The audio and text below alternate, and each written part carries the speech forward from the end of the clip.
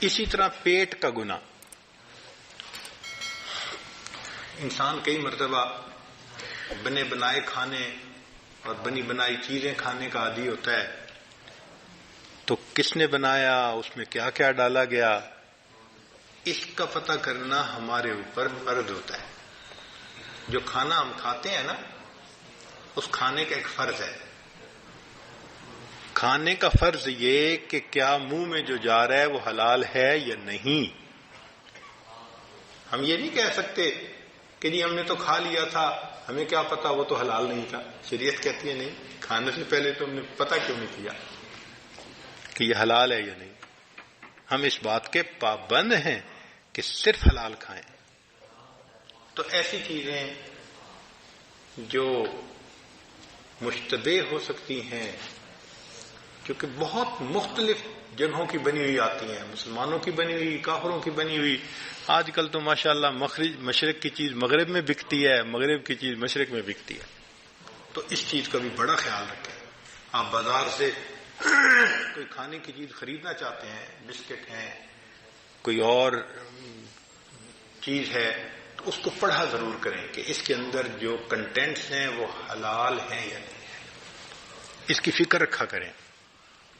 یہ نہیں ہے کہ بس جو چیز ہاتھ میں آ گئی، اب پیٹ جو ہے وہ ایک بوری بنا ہوا ہے، وہ بوری میں ڈالتے چلے جاؤ۔ آج کل کے سالکین نے پیٹ کو ٹریش کین بنایا ہوا ہے۔ جیسے ٹریش کین ہوتا ہے نا، جو ردی کی چیز ٹریش کین میں ڈالو۔ ہمارا پیٹ بھی اسی طرح ہے کہ جو ہاتھ میں آ جائے منہ میں ڈالو اندر۔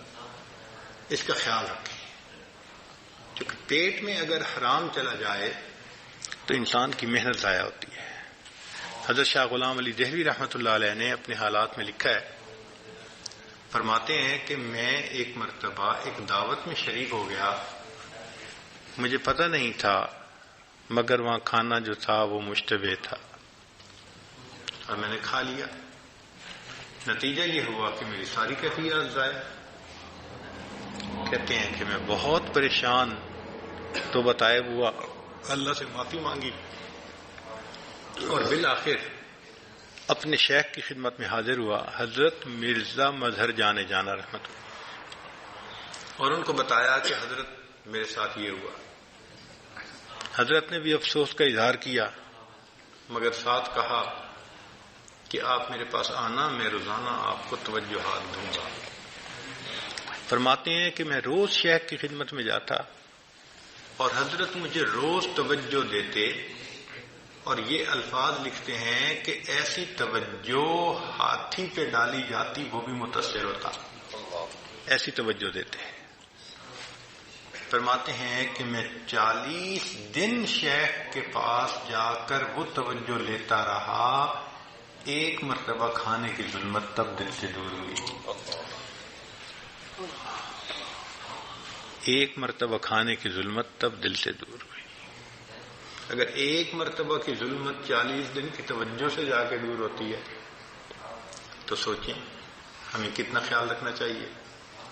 اس لیے سیدنا صدیق اکبر کو ایک مرتبہ غلام نے ایک ایسا ہی کھانا کھلا دیا تھا، تو انہوں نے منہ میں انگلی ڈال ڈال کے کہہ کی تھی، تو کسی نے کہا جی اتنا اپنے آپ کو تکلیف میں ڈالا؟ تو فرمایا کہ اگر مجھے یہ یقین ہوتا نا کہ کھانا نکلنے کے ساتھ جان بھی نکل جائے گی، میں پھر بھی کھانے کو نکال کے چھوڑتا۔ تو اس کا بھی بہت خیال رہے کہ ہم جو چیز کھا رہے ہیں، ہمارے مشائخ تو بلکہ اس سے آگے نمازی ہی کے ہاتھ کا کھانا کھاتے تھے، وہ بے نمازی کے ہاتھ کا کھانا بھی نہیں کھاتے تھے کہ اس سے بھی ظلمت آتی ہے۔ اللہ اکبر۔